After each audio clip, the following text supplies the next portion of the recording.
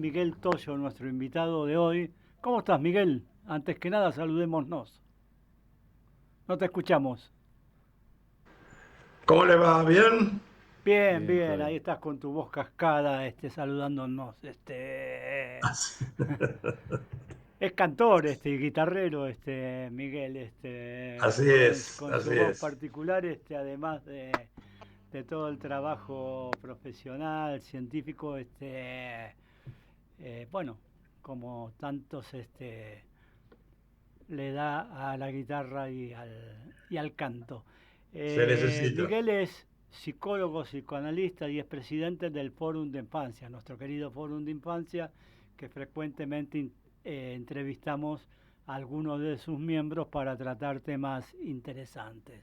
Y bueno, hoy lo tenemos a Miguel para la continuidad de estos temas que nos preocupan del transcurrir de la vida de los adolescentes, sobre todo de los niños y de los adolescentes, para seguir profundizando con distintas miradas sobre el tema. Así que Ujú. bueno, bienvenido, Miguel. Gracias a ustedes. Siempre es un gusto. Bueno, Eh, Presido el Foro de Infancia de la Ciudad de Buenos Aires, en realidad. Ustedes saben que en Ciudad de Buenos Aires perdón, en la Argentina hay 35 Forum Infancias distribuidos a lo largo de todo el país, desde Jujuy hasta Junín de los Andes. En Córdoba hay tres, en Santa Fe hay tres o cuatro, en provincia de Buenos Aires hay unos 10. Y este año vamos a realizar en Mar del Plata el encuentro nacional. Así que, bueno, en mi caso presido el de Ciudad. sí, a la presidenta sería del Fórum de Mar del Plata, la hemos entrevistado con motivo Patricia de Marín. que se había en el último asamblea del Fórum destinado a la ciudad de Mar del Plata como próxima sede. Así Y es. bueno, esperemos que el foro nos invite y podamos ir a acompañarlos en la ciudad de Mar del Plata, ¿no? ¿Por qué no? Desde ya, seguro. Sí, va a Bueno, ser un gusto. antes de meternos en lo más carnal de la conversación, te quería que comentaras que el día 6 se hace una iniciativa en la legislatura de la ciudad de Buenos Aires. ¿Cómo es eso, Miguel? Es doble. Por un lado, nosotros queremos celebrar el día aniversario del Fórum. Cumplimos en Ciudad de Buenos Aires 19 años y lo hemos instituido como el Día de las Infancias y Adolescencias Libres de Etiquetas. Y estamos tramitando con los legisladores la posibilidad de que por una declaración, una ley, mejor dicho, se instituya como tal en la Ciudad de Buenos Aires, como así pasó en unos 17 distritos de todo el país, que se ha instituido como el Día de las Infancias Libres de Etiquetas. Quiere decir que los niños, niñas, adolescentes, en realidad todo ser humano, merece ser llamado por su nombre y no por un rótulo. Bueno, sos Leo, soy Miguel, no soy ADD, ni TEA, ni autista, ni esquizofrénico. Es decir, merecemos no solamente ser nombrados por nuestro nombre, sino ser reconocidos como sujetos, como personas, ¿no?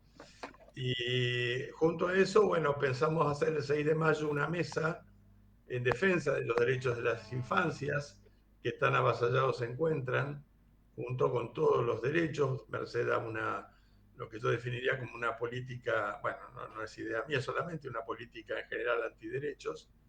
Y invitamos a tal efecto a Alicia Stolkiner, que bueno, es conocida, por supuesto, por su militancia en todos los temas de salud mental pública, legislativos, y por ser además una psicoanalista también enormemente capaz. Eh, Chiqui González, que es una pedagoga que ha tenido gravitación en Rosario por la creación del Tríptico de las Infancias, una iniciativa hermosa sobre la cuestión de la eh, de la creatividad y de inventiva y cómo, sobre todo en estos tiempos, pueden aplicar su imaginación los niños, niñas y adolescentes. Va a estar también Nelly Mingersky, una jurista de mucha lucha, mucha trayectoria, no solamente en los terrenos de infancia, sino en el feminismo.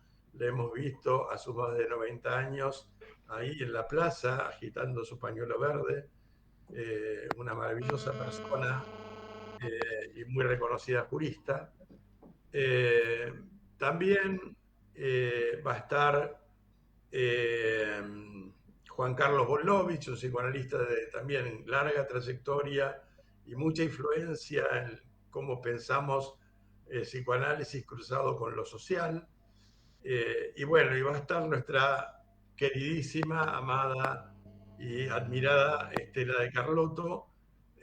Eso sí, dependerá de todos modos de que, bueno, sus añitos se lo permitan, así que si no va a haber alguien de abuelas.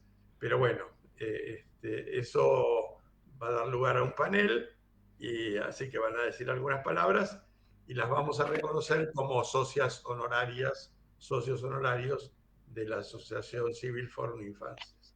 Bueno, si con esa selección, yo no creo que ni Scaloni hubiera sido capaz de reunir tantas primeras figuras. Seguramente va a ser un avance en que la ciudad de Buenos Aires, que se caracterizó por ser de las primeras que sacaban leyes de derecho, por ejemplo la 114 fue la primera ley de derechos integrales de infancia en nuestro país, bueno, que se ponga a tono con este importante tema que ustedes desde el Fórum y desde otros ámbitos desarrollan, digamos, ¿no? Sí. Casona vamos a estar ahí, ya hicimos gestiones para que nos permitan entrar ahí Estuvimos, sí, al... en eso. Yo le dije a Natalia que le preguntaran a los legisladores esa posibilidad. Sí, sí. Sí, nosotros preguntamos también por nuestro lado y seguramente Bueno, vamos a estar ahí tomando imágenes y sonido para traerlo a un programa de acá de Radio Casona. Así que bueno, deseamos lo mejor para este evento. bueno, Y gracias. Me gustó la comparación con la selección. Llevamos a la Messi, ¿no? claro, La llevan. número 10. Pero viste que Messi dicen que pudo ser campeón mundial porque estaba bien rodeado. Ajá, Acá bueno, también está muy puede bien ser. rodeada Estela, digamos, ¿no? Sí. Así que, bueno, felicitaciones por el panel que pudieron armar. Eh, Entrando al tema de las preocupaciones por las situaciones que vive nuestra adolescencia, situaciones de violencia, situaciones de dificultades en el desarrollo de su subjetividad, situaciones que tienen que ver con la poca socialización y el apego a las pantallas y otros temas más que podríamos mencionar. En relación a esto, decimos siempre que es necesario escuchar a los protagonistas, a los niños, a los adolescentes que están en esta situación. En un Zoom que se hizo recientemente, que estabas vos con María Elena Nadeo, se abordó este tema. Te quería preguntar qué nos puedes decir sobre este tema, digamos, ¿no? Bueno, varias cosas. Bueno, justamente me vino a la cabeza esa circunstancia en la que, bueno, estuve presente en la presentación de un libro de María Elena Nadeo, que remite a las experiencias justamente, ahora que mencionabas la ley 114, tanto del anterior Consejo de Niñas, Niños y Adolescentes como de la ciudad de Buenos Aires, en la que ella tuvo gravitación, sin duda. Y estaba una, no sé si es colega o trabajadora social, que ustedes seguramente la conocen, que es eh, querido, ahora se me fue el nombre, de apellido Querido, que es directora de una institución que se llama Francesco Tonucci, eh, Paula Querido. Y comentaba, entre muchas otras cosas, que en el país, eh, teniendo en cuenta las enseñanzas del pedagogo Francesco Tonucci acerca de la ciudad para las infancias, hay unos 70 consejos de niños, niñas y adolescentes funcionando en intendencias. Es decir, 70 espacios en donde pueden hacer valer su voz, según lo que ha dicho la Convención en el año 89. O sea, en 1989 la Convención Internacional por los Derechos del Niño proponía que los niños debían ser escuchados. Luego el Comité por los Derechos del Niño se explayó y, entre otras cosas, planteó que la sociedad debía crear espacios para que sean escuchados. Sean escuchados en todas sus problemáticas y propuestas, que sin duda nos pueden enriquecer muchísimo. Eso me pareció maravilloso, es un dato que yo lo tenía parcialmente, no en ese volumen, en esa cantidad de consejos, y, y contrasta fuertemente con la caracterización que suele hacerse de las adolescencias, sobre todo, como un sector negativo para la sociedad.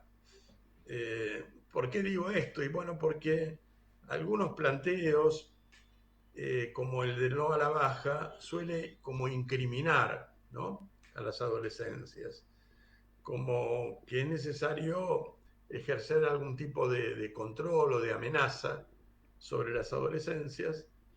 En el caso de la baja de edad de punibilidad, sería un intento de criminalizar a los sectores menos favorecidos de la sociedad, ¿no? Así que yo creo que además de, con esto que pasó en las escuelas, ese intento por controlar, por ejercer una suerte de control, que no es protectivo, es más de, bueno, prohibitivo, podríamos decir, ¿no? De subordinación de los pibes, más que algo del orden de la protección, que es necesario, sin duda. Los Viste, pibes, Miguel, que está en el país y se ha comprado una mansión muy importante y ha hablado largamente con Milei y otros ministros. Peter Thiel, que bien, justamente es el que trabaja junto con los servicios de inteligencia y demás, en el seguimiento y control de las poblaciones, digamos, ¿no? Y bueno, en esta situación estamos, ¿no? Que somos rehenes de tecnologías que llevan a que se conozca que hablamos, dónde estamos, etcétera, etcétera. Y eso seguramente escuchan los que ellos quieren de los adolescentes, digamos, ¿no? Lo que les resulta peligroso de los adolescentes, ¿no? El tema es crear las condiciones, los ámbitos para escuchar fructíferamente a adolescentes, a niños, con sus sentimientos, con sus preocupaciones y con sus propuestas, y a la vez lograr que sean escuchados en opiniones libres, genuinas, digamos, ¿no? Me parece que ese es necesario. Sabes que una vez nosotros, Rubén, vos te acordarás también cuando hicimos en el 2004 el congreso en la Universidad de Derecho, se hizo sí, una sala con adolescentes y bueno, ahí los adolescentes hablaron, ¿no? Y nosotros estábamos muy contentos de escucharlos. Y cuando hablamos en el Consejo de Derechos sobre lo bueno que fue esa iniciativa, Juan Bassen, miembro querido del Fórum de Infancia, creador, fundador del Fórum de Infancia, pero también muy amigo de la casona. Hace muchos años que trabajamos con Juan y lo queremos mucho. Dijo, Sí, está muy bueno eso, pero escuchamos a una parte de los adolescentes. Este, escuchamos a los adolescentes que están más cerca nuestros, que muchas veces pueden decir las cosas que nosotros queremos escuchar, digamos, ¿no? No lo digo en contra de la idea de escuchar a los adolescentes, sino de buscar los caminos para escucharlos en libertad, en- en la casona, eso marcha bien. Hay un, no sé Juan, vos estás acá conmigo, hay un clima de libertad donde los pibes pueden decir, estoy podrido en la escuela, no quiero ir más, qué sé yo, las cosas que realmente piensan, digamos, ¿no? Pero bueno, no siempre es del todo así. No sé qué opinión, si tenés alguna opinión sobre esto, Miguel. Mira, yo el otro día justamente eh, una mamá me contaba que en el colegio secundario donde va su hija, las autoridades propusieron a los adolescentes dejar los celulares. Pero bueno, que lo administraran ellos, es decir, que decidieran por ellos mismos. No pasó. Entonces las autoridades decidieron prohibir los celulares. Eh, Prohibir el uso del celular en la escuela secundaria. Y la hija de esta mamá le contó, dice, ¿sabes qué más? Que con mis amigas estuvimos charlando un montón y la verdad que la pasamos muy bien, porque descubrimos qué lindo que era poder charlar entre nosotras. Y, bueno, ¿a qué voy con esto? A mí me parece que lo hemos charlado incluso con Juan Vaz en esto, si prohibición sí o no. Me parece que el punto de partida es que la mente de los chicos está cooptada por los algoritmos y por todo lo que en estos momentos se mueve en las redes. Es decir, ellos ya están atados a lo que los algoritmos mandan. Entonces, eh, quizás puede sonar como censura, pero en realidad puede ser protectivo plantear la prohibición. Pero también teniendo en cuenta, yo le decía a esta mamá, ojo, porque ahí se plantea un problema que es el síndrome de abstinencia. No, Entonces, aparte igual, la seducción de ¿eh? lo prohibido también, ¿no es cierto, Miguel? Sí, pero bueno, pero el tema de lo prohibido ahí hay que entenderlo, también plantear por qué, porque tiene que ver en todo caso con que las redes no te censuren la convivencia, no te censuren la escolaridad, no te censuren la posibilidad de aprender. Es decir, ahí hay una interferencia previa. Entonces, ¿cómo ejerces vos? Es decir, ¿los chicos pueden salir y entrar de la escuela cuando quieran? No. Entonces ahí de hecho hay un acuerdo, una prohibición. No está planteado como una prohibición, pero sí está planteado como una regla. La Como una tienen que norma, cumplir como un todos. límite, digamos, ¿no? ¿Eh? Como una norma, como un límite.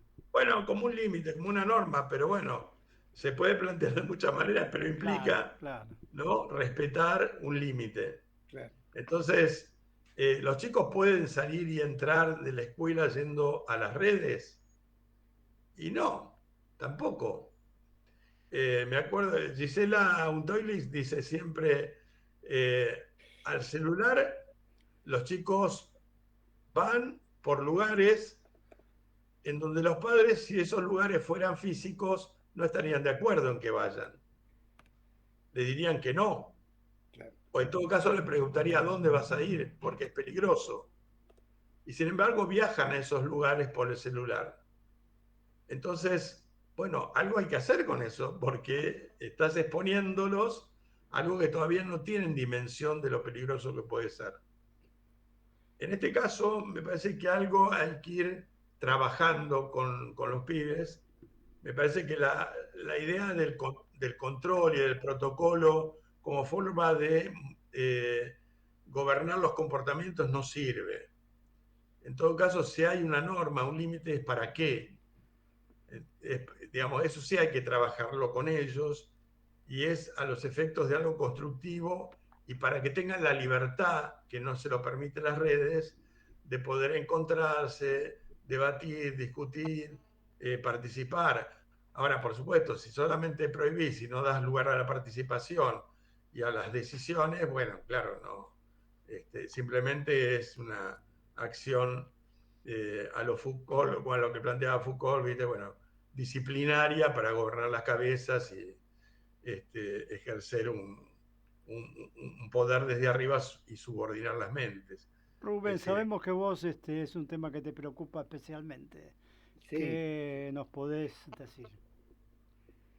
sí, bueno, la verdad que es un nuevo territorio, digamos, ¿no? La vida, las dimensiones de la vida se han expandido mucho, donde y donde los pibes jóvenes tienen con mayor autonomía total por las habilidades propias de juegos y actividades con esta dimensión virtual eh, que se ha instalado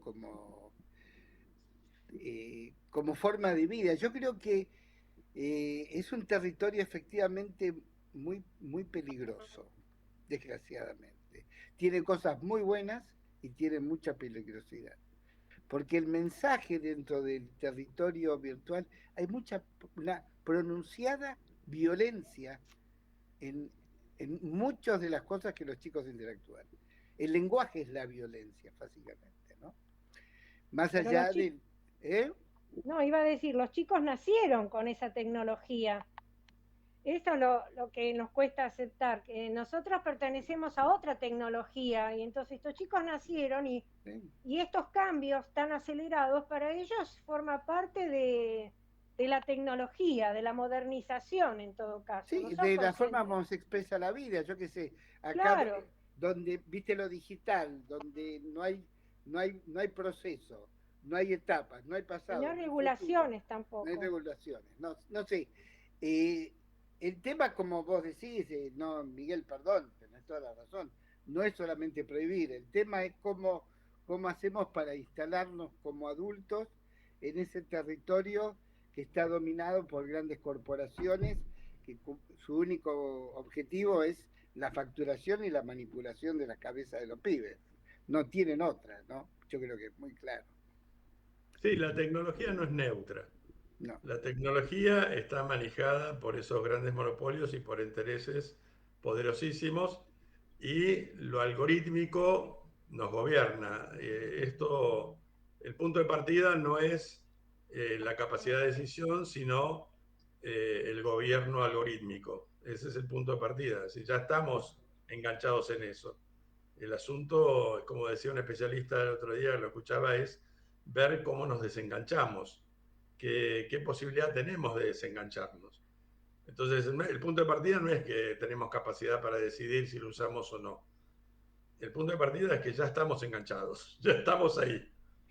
Sí, Ahora, enganchados quiere decir que estamos compulsivamente en el tema, ¿no? Uno está horas de horas de horas con el celular. sí, sí, tal Yo cual. creo Sumado que la que no inteligencia podemos ver, artificial amenaza con despedir que en poco tiempo la inteligencia artificial va a reemplazar el trabajo humano, sumado a eso como grave. Sí, sí, bueno, sí. yo creo que tenemos que ver también el vínculo de los jóvenes, de las personas con las pantallas, con todo lo que propone Internet, teniendo en cuenta la red de vínculos dentro de la cual está metido también esa situación, digamos, ¿no? Es decir, cómo juega la familia, cómo juega la escuela para mediatizar en esa vinculación del niño, del adolescente, con lo que propone Internet. Hay de esa manera la posibilidad de tener un uso más racional, de controlar los riesgos y de aprovechar las cosas buenas que tiene la tecnología.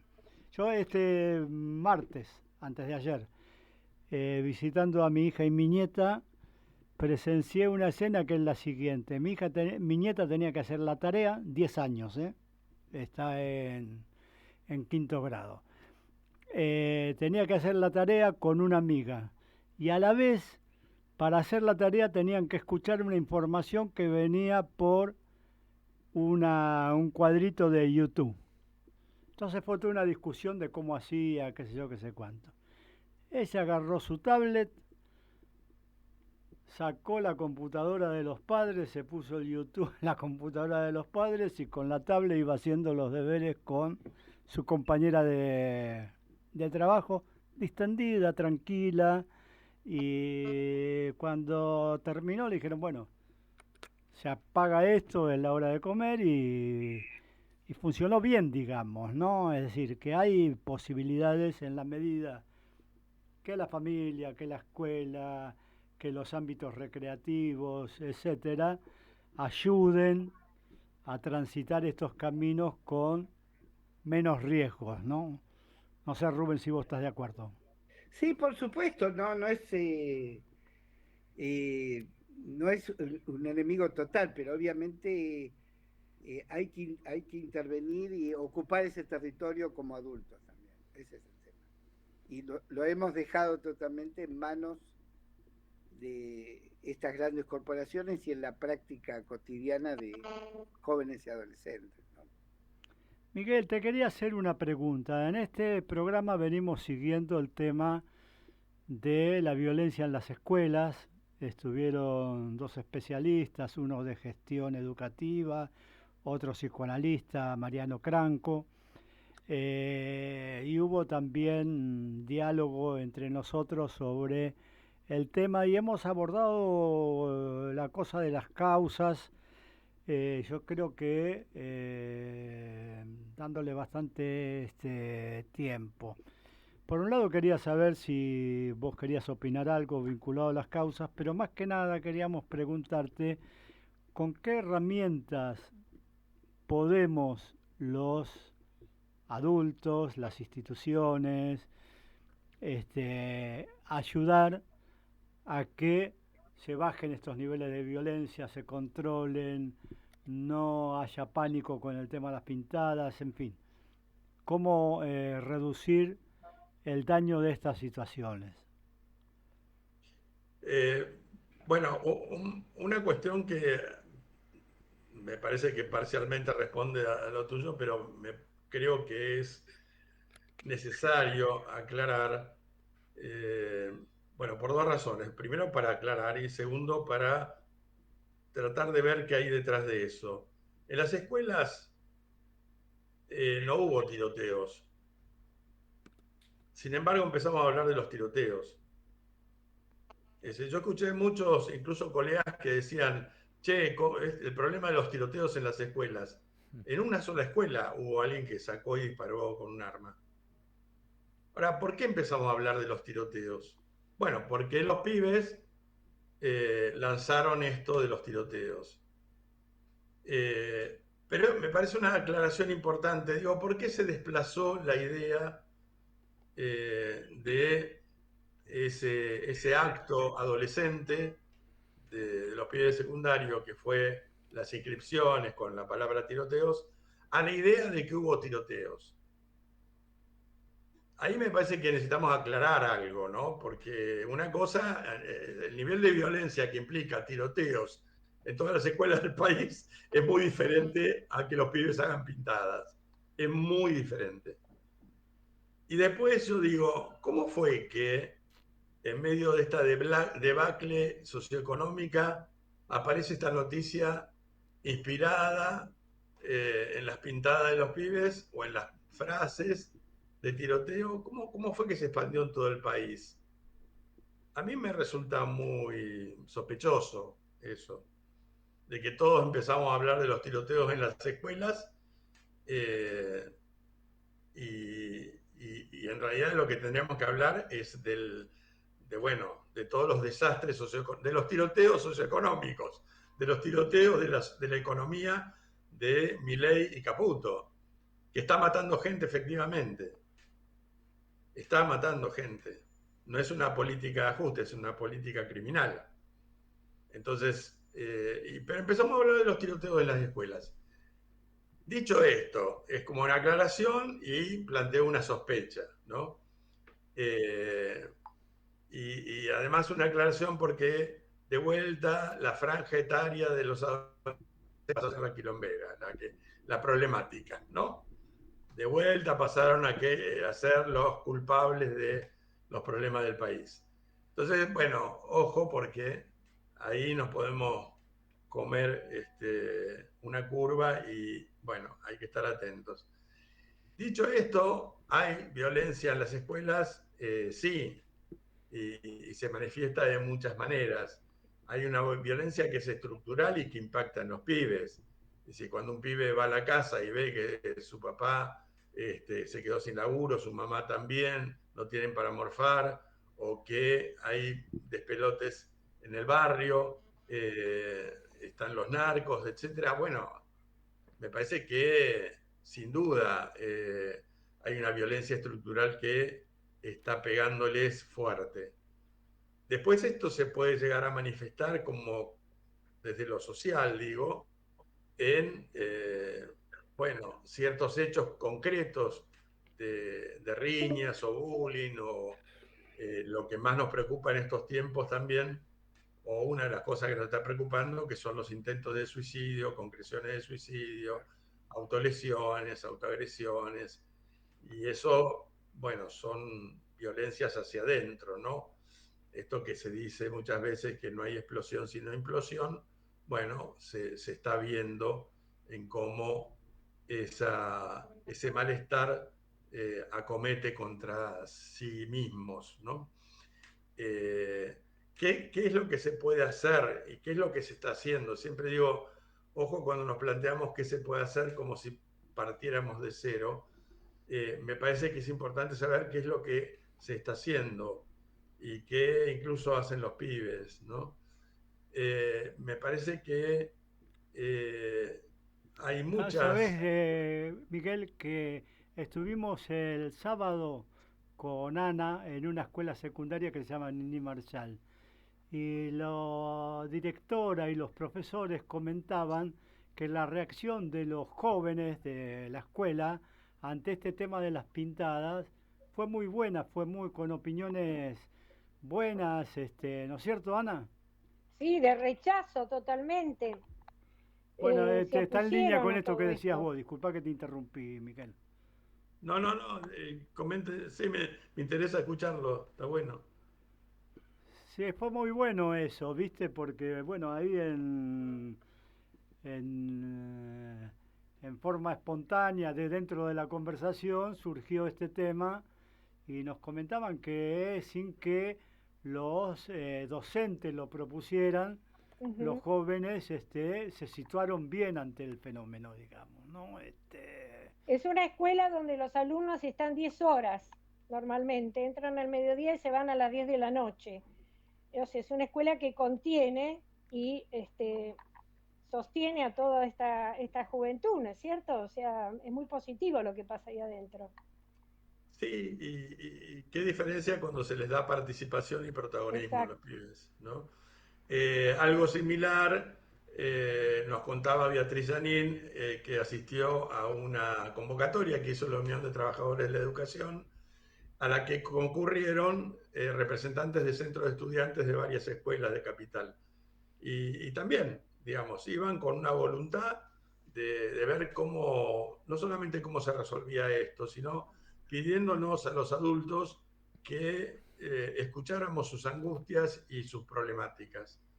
Es decir, quizás Beatriz lo interpretaba esto de las pintadas o lo que se escribió sobre el tema, de lo escrito sobre el tema de los tiroteos, como un grito angustioso de los adolescentes pidiendo ayuda, ¿no? Y sí, probablemente porque vinculado con el tema de la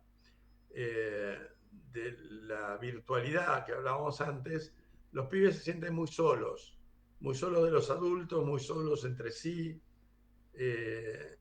Y sí, se comunica por las redes, pero se comunican a veces jugando y a veces se comunican, pero en ese estilo comunicativo de las redes que es muy superficial muchas veces, de manera que cuando hay encuentros entre cuerpos, como dice Ana María Fernández, se produce otra magia de la relación y del vínculo. Me parece que, eh, bueno, no, creo que tenemos que escuchar esas angustias, esos sentimientos de soledad por los que están atravesando los pibes hoy día, ¿no? Bueno, Miguel, te queremos agradecer tu participación en el programa. Decimos de nuevo que el día 6 de mayo se va a Sí. hacer en la legislatura esta importante iniciativa en el Salón Dorado, creo que está citado de 13 a El Salón 15. Dorado de 13 a 15. Sí. Y bueno, allí estaremos para relevar la actividad. Hemos hablado con dos de los diputados que están interesados en esto y ellos también tienen mucha expectativa porque sea una fructífera actividad y que ayude a la salida de la ley. Así que nos veremos allí. Un abrazo y un agradecimiento, El Miguel. agradecimiento es nuestro como Fórum por, porque, bueno, el encontrarnos en una misma lucha es algo reconfortante en medio de tantos dolores y tantas angustias. Así que yo también agradezco y me pone muy contento estar